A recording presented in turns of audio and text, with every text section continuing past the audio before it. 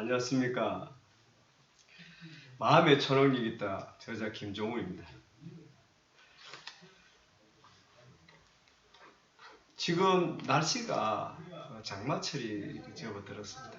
장마철을 접어들었는데 물론 밖에서 활동하시다 보면은 비가 오면 못하는 것도 많습니다. 그래서 제가 오늘은 성경에 대해서 말씀드리겠습니다. 왜 예수님께서 직접적인 진리에 대해서 직접적인 말씀을 하지 않고 왜 비유를 해서 말씀하신다는 것을 말씀드리겠습니다. 일반적으로 우리가 생각했을 때 성경에 신약 구절에 있는 것이 마태복음이라든지 사복음 중에서 예수님께서 가라사대 이렇게 말씀하시되 이렇게 말씀하는 분들이 많습니다. 그래서 왜 그렇게 표현했는가 하면은 성경책을 공부하는 사람은 꼭 알아야 될 사항입니다. 이 사항을 잘 모르면요, 하나님의 진리를 깨치기가 굉장히 힘이 듭니다. 이 하나님 왜 예수님께서 설교를 하실 때 왜 깨달아야 된다고 말씀하시는가 하면은 그 말을 들어서 전하는 그 말 자체를 받아들여서는 안 된다는 말을 분명히 하고 있습니다. 그런데 일반인들은 잘 모르기 때문에 이 성경 구절 그대로가 다 받아들이고 있습니다. 그래서 굉장히 오류를 부르고 있는 것이 맞습니다. 마태복음에 이래 보면 주로 13장 10절에서부터 시작해 쭉 군데 많습니다. 저희가 비유로 말씀하십니까? 이렇게 마태복음 13절 10절에도 이렇게 있고, 내가 저희에게 비유로 말하는 것은 저희가 보아도 보지 못하면 들어도 듣지 못하면 깨닫지 못한다 이거죠. 그리 결과적으로 진리의 본체를 이야기하기는 그 많은 그 당시 설교를 듣던 사람들이 이해를 못한다 이거죠. 물론 말씀을 하면은 그 말씀에 그 뜻이 담겨 있지만은 그 뜻을 이해하지 못한다 이거죠. 왜? 그것은 수련이 필요하고 정말로 공부를 해야 되거든요. 그냥 일반적으로 흘러가는 말로 낱말 몇 개 와서 그것이 진리인 것 같으면요, 누구나가 깨치기 쉽습니다. 그렇지만 그 전하는 낱말이 진리가 아니라는 거를 분명히 말씀하고 있습니다. 그리고 또 하는 말씀이 어떤가 하면은, 물론 마태복음 7장 7절에는 구하라 너희에게 줄 것이요 찾으라 찾을 것이고 문을 두드려라 열릴 것이다 이렇게 말씀하고 있습니다. 이게 굉장히 직접적인 말이거든요. 왜? 우리가 찾고자 하는 것은 바로 우리가 우리께 있다 이 말씀입니다. 그리고 어떤 것을 찾든지 원하고 바라면 바로 그것이 있다, 찾을 수 있다. 이렇게 확답을 주는 것입니다. 그리고 어떤 의문이 생기고 내가 무엇이든지 모른다 이렇게 생각해서 두드려 열어줄 것이다 이렇게 이야기하고 있습니다. 근데 여러분들이 이것을 이해하는 사람이 정말로 없습니다. 왜 그런 말을 했는고? 그러니까 이런 말을 하면은요, 들어도 들은 것이 없고, 예수님께서 그렇게 말씀하시는데 봐도 본 것이 없어요. 왜? 깨닫지 못하기 때문에. 그래서 항상 비유로서 말씀을 하시는 것입니다. 그렇지, 그 비유가, 그 비유하는 거기 낱말의 뜻이 담겨 있는 것이지, 비유하는 그 낱말은 진리가 아니라는 것을 분명하게 말씀하고 있습니다. 그렇지만 아직까지도 21세기에 와서 이 성경 구절 낱말대로 이루어지는 것이 세상이다 이렇게 생각하는 사람이 많습니다. 정말 우둔한 사람이 많습니다. 그래서 이 성경은요, 이 성경 근로에 인해서 진리를 깨우치는 겁니다. 물론 구원을 받는다 이렇게 말씀하시는데 주로 목회자들은 구원을 이야기합니다. 구원이 왜 무엇이 구원입니까? 여러분이 생각하는 구원은요, 예를 들어 물에 빠진 사람을 건져내주는 것이 구원이지요. 그 구해내니까 구원이잖아요. 우리의 영혼이 우리 영혼이 어떻겠습니까? 이 영혼이 태어났을 때는 하나님의 권능으로, 창조주의 권능으로 가지고 태어나겠지만은, 우리가 세속에 살면서 많은 때가 묻었어요.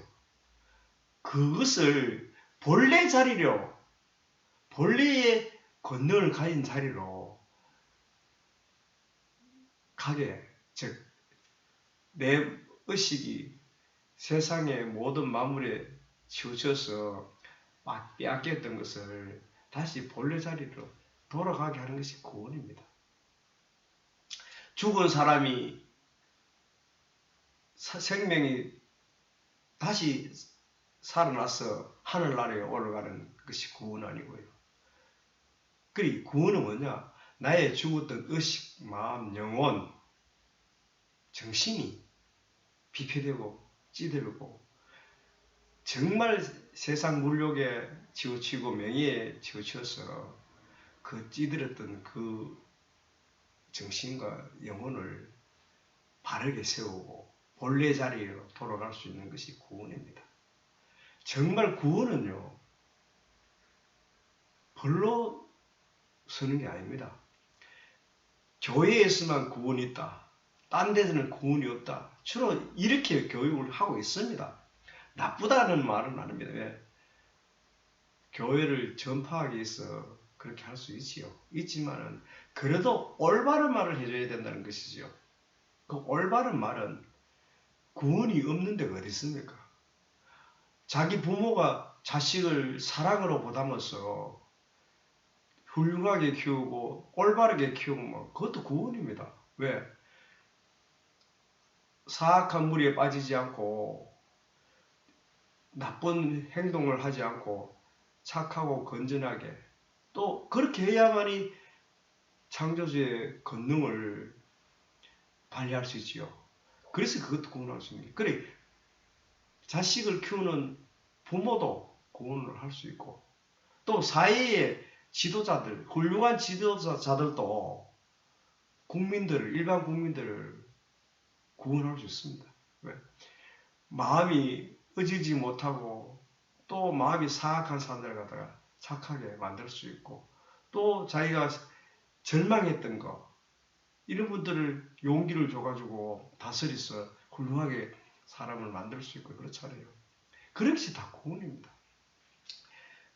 예수교를 믿어야만이 구원이 있다, 이런 말 해도 좋지요. 나쁘다는 것은 아닙니다. 그렇지만은 그렇게 되면은 어떻겠습니까? 예수교를 믿지 않는 사람에게는 상처가 되지요. 왜? 나는 예수님을 믿지 않기 때문에, 교회에 나가지 않기 때문에 구원받을 수 없다. 이런 말과 똑같은 이야기입니다. 그래서 내 것이 옳으면 상대방 것도 옳다는 것을 인정을 해줄 줄 알아야 되는 것입니다. 그래서 우리가 더불어 살아가는 세상이지요. 그래서 제가 이런 사복음을 이야기할 때 사람들한테 이야기하면 많은 지탄을 받습니다. 아, 예수님 몇 장 몇 절에는 이런 말이 있는데, 사실 제가 가장 정확한 글을 성경 공부하는데 말씀드리겠습니다. 초보자도 좋습니다. 오래된 사람도 좋습니다. 물론 오래된 사람들은 자기 의식을 변화시키려고 안 합니다. 저는 잘합니다. 왜? 외울 수 있기 때문에. 그렇지만은 한번 들어보시면 됩니다. 지금 깨달은 사람이 있다. 즉 진리를 깨달은 사람이 있다면, 진리를 깨달은 사람이 말씀하는 것이 진리를 가깝겠습니까? 진리를 깨달은 사람이 말씀하는 것을 적어서 그것을 듣고 다시 전파하는 사람의 말이 진리에 가깝겠습니까? 여러분, 진리를 깨달은 사람의 말을 직접 들어보면은 그것이 진리에 가깝다는 것을 알 수가 있습니다. 진리를 말씀드릴 때 비유해서 말씀을 드리는데도 가깝다는 걸 알 수가 있습니다. 그래서 이 사복음이 예수님께서 살아계실 때 사복음에 물론 그 말씀을 또 적어가지고 성경을 만들었겠지요. 그렇지만 그분이 했는 말씀은 진리에 가깝다 이거죠. 진리를 진리를 비유해서 드러내서 말씀하는 것입니다. 그래서 그 공부를 충실히 해야 됩니다. 사복음은 생명같이 해야 됩니다.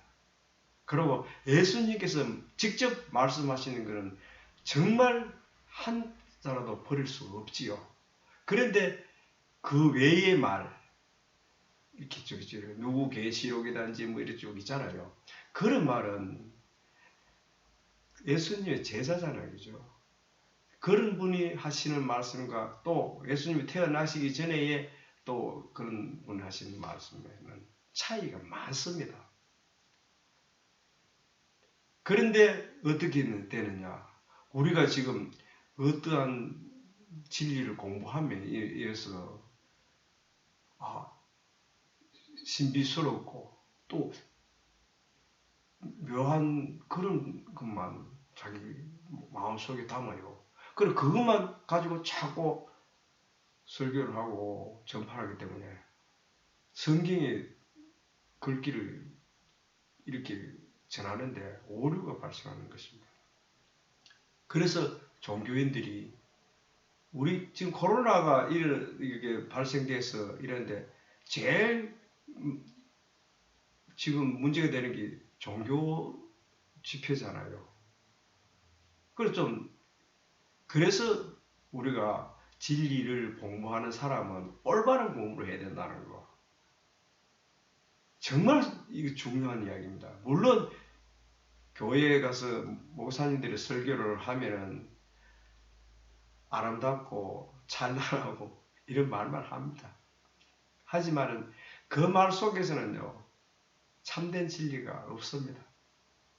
말이 정말로 찬란하고 막 형용사를 많이 써서 그래야 사람은 깊이가 없다는 것이지요. 그리고 참된 진리를 깨달으면요, 동료가 없습니다. 진짜.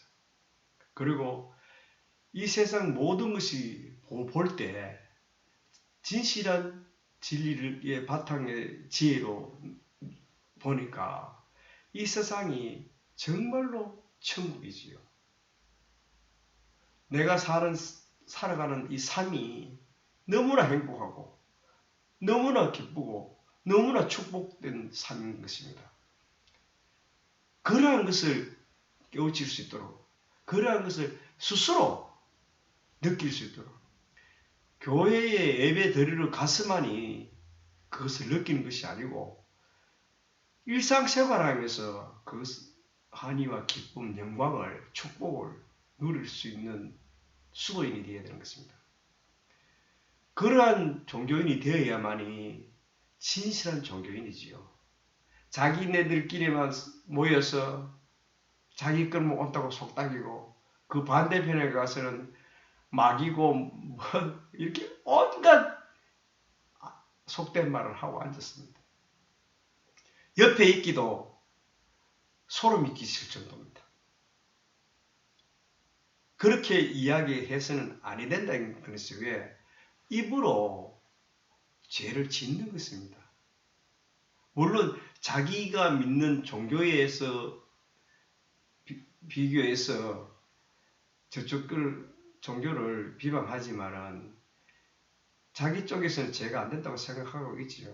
그렇지만은요, 사회 속에 악도 있습니다. 내가 내 인생에 악도 있지만요, 사회 속에 악이 있지요. 그 사회 질서가 있잖아요. 그리고 사회 속의 종교고 종교 속의 사회가 아니다는 것이지요. 그래서 항상 사회 질서는 또 다른 개념으로서 지켜야 되고, 종교는 믿음은 또 믿음대로 지켜야 되는 거죠. 우리가 사회 질서는요, 육신이 있습니다. 육체가 있기 때문에 사회 질서가 있어야 되고, 종교는 정신적인 문제입니다. 무형적인 것이에요. 근데 이 무형적인 것을 유형적인 질서에 일어나는 것은 다 괜찮다. 물론 정신이, 마음이, 영혼이 코로나 걸리지 않습니다. 왜? 우리의 정신과 마음은 무형적이고 형체가 없잖아요. 코로나 걸리는 것은 육체입니다. 이 물질. 아니, 맞아. 그분들께서 하시는 말씀. 우리 하나님 믿기 때문에, 우리 부처님 믿기 때문에 코로나 걱정 없다. 이렇게 이야기하고 있습니다. 그렇지만은요, 코로나 걸리는 건 내 몸이에요. 그래서 대중한테 여러 사람들이 모일 때는 그 거리를 지키고 마스크를 끼고 이래 하는 것입니다. 그래서 육신의 일과 정신의 일, 그리 물질과 정신의 이 분리를 해서 항상 생각할 수 있어야 되는 것입니다. 물론 정신적 믿음이 물질을 지배할 수 있지요. 왜? 물질이 정신을 지배하는 사람은 물질을 놓아야 되겠지만은 정신이 물질을 지배하면 놓아야 되지 않습니다. 그래서 우리는 신앙인들은 정신이 바로 물질을 지배합니다. 그렇지만은 사회 속에서는 사회 질서를 지켜야 된다는 것이죠. 그래서 우리가 정말 행복한 삶을 살려면 나 혼자만 행복하다고 생각하면 행복하지요. 왜? 행복하다고 생각하면 행복합니다. 그러고 또 행복을 느끼려면 느낍니다. 내가 불행하다고 생각하면 불행해집니다. 그렇지만은 우리가 더불어 살아가고 있기 때문에 지킬 건 지켜야 된다는 것이죠.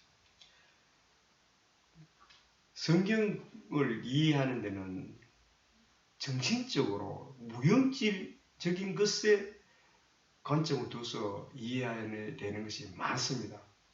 현실과 동떨어진 건 많지요. 현실에는 상상도 못할 일이 정신 속에서 벌어지고 있습니다. 우리의 정신은요, 우리의 마음, 영혼은 아주 고귀한 것입니다. 이 고귀한 것을 헛되이 해서는 안 되겠지요. 그래서 고귀한 것을 우리는 궁극적인 행복으로 전환시켜야 되다 그죠? 행복에 감염되고 행복에 물들어서 행복하게 살 수 있는, 더불어 다 같이 살 수 있는 그런 사회를 지향해야 되는 것입니다. 지금 말씀하기가 뭐한데 막 교회 목사가 되시는 분이 현 정부 대통령까지 막 욕하고 앉았습니다. 물론 욕해도 괜찮겠지요. 그렇지만은 우리 다 같이 예수를 믿고 종교를 가졌다면 그런 행동은 좀 자제해 주도록 옆에서 건조도 할 수 있습니다. 그래서 그 사람이 그렇게 하면서요, 모든 사람이 지탄을 받아요. 내가 하는 행동이, 내가 신앙인 것 때문에 내 혼자만의 것이 아니다. 모든 그 예수를 믿는 신앙인들한테 지장이 있다는 것을 생각하시고 행동하셨으면 좋겠고, 그 진리를 깨닫는 것도 올바르게 깨달았으면 하는 바람입니다. 감사합니다.